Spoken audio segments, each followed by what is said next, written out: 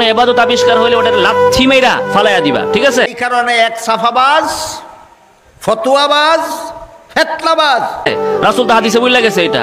তো হ্যাঁ, তো ফালাই তো দিছে। ঈদ মিলাদুন নবীর কপালে 134 বার লাথি। ঈদ মিলাদুন নবীর কপালে 134 বার লাথি। ফেতনাবাজ তোর মতো ফতোয়াবাজের চাফাবাজির ভিত্তিতে ঈদ মিলাদুন নবীর কপালে 134 বার লাথি। ঈদ মিলাদুন নবীর কপালে 134 বার লাথি। তো এখন এক মৌলানা সাহেব ওনাকে আরেকজন প্রশ্ন করেছে, তার সাথে কথা বলছে ফোনে।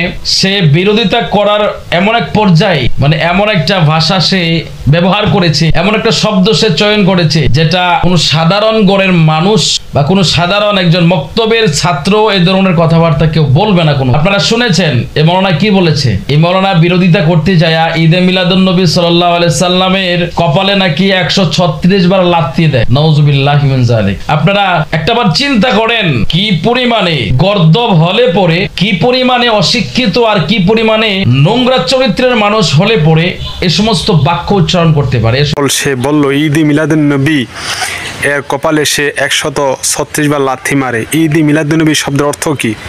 ঈদ মিলাদুন নবী শব্দের অর্থ হলো যে নবী ইসলাম জন্মের আনন্দ। ঈদ মানে আনন্দ, মিলাদুন নবী মানে নবী ইসলামের জন্ম। এখন এটা তো শুধু আমরা যারা আহলে সুন্নাত ওয়াল জামাত তারা বানায়নি। আল্লাহ পাক আল কোরআনের সূরা ইউনূসের 18 নম্বর আয়াতে বলেন, কুল বিফাদলিল্লাহি ওয়া বিরহমাতিহি ফাবিযালিকা ফালইফরাহু।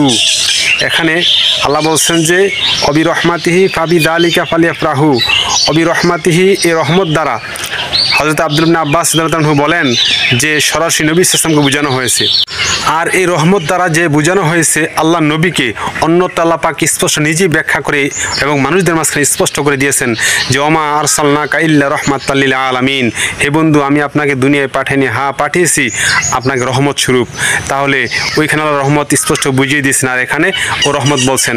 তাহলে ওইখানে নবীজিকে রহমত বলা হয়েছে, এখানেও নবীজিকে রহমত বলা হয়েছে।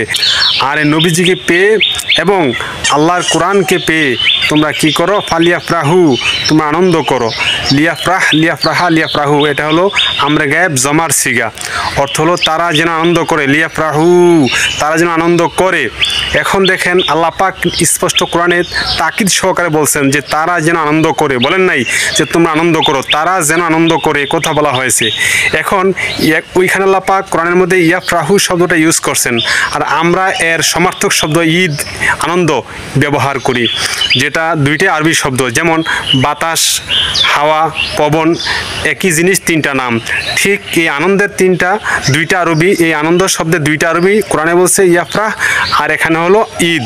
তাইলে আমরা যে ঈদ মিলাদুন নবী বলি এটা কি ভুল? এটা কখনোই ভুল নয়, এটা কোরআন থেকে নেওয়া একটি শব্দ। কিন্তু আব্দুল ওহাব নজদির অনুসারী যারা শাতেম রাসূল, গোস্তাকে রাসূল, যাদের মুখ দিয়ে এই যে একটু আগে বলল যে কুখ্যাত কুলাঙ্গার যার জন্মের দোষ আছে মনে হয়, না হলে সে এরকম কথা বলতে পারে না, সে আলেম হয়ে কিভাবে আল্লাহ নবীকে নিয়ে এত বড় কটূক্তি এবং বেয়াদবি করলো আল্লাহ নবীর জন্মের সাথে। একে আল্লাহ হেদায়েত করুক, না হয় ধ্বংসের উপযুক্ত ধ্বংস করে দেখ। সে নিশ্চিত কাফের হয়ে গেছে, তার কারণ আল্লাহ নবীর সাথে বেয়াদবি করলে সে কি হয়? কাফের হয়, সে শাতেম রাসূল হয়। আর সে একজন আলেম হয়ে কিভাবে সে বলতে পারলো যে ঈদ মিলাদুন নবীর কপালে লাথি মারি? এজন্য আমরা বলি যে ওহাবি, নজদিক, কাউমি এগুলো আহলে হাদিস, এগুলো হলো আল্লাহ নবীর দুশ্মন, মুসলমানের দুশ্মন। বর্তমান জামানার মুসলমানের জন্য একটা দাজ্জাল এবং সবচেয়ে বড় ফিতনা। তারা মানুষের ঈমান ছিনিয়ে নিতে চাচ্ছে, তারা মানুষের ঈমান ছিনিয়ে নেওয়ার জন্য এখন মাঠে নামছে। এজন্য তাদের কাছ থেকে দূরে থাকবেন, যেখানেই পাবেন তাদেরকে পরিত্যাগ করবেন।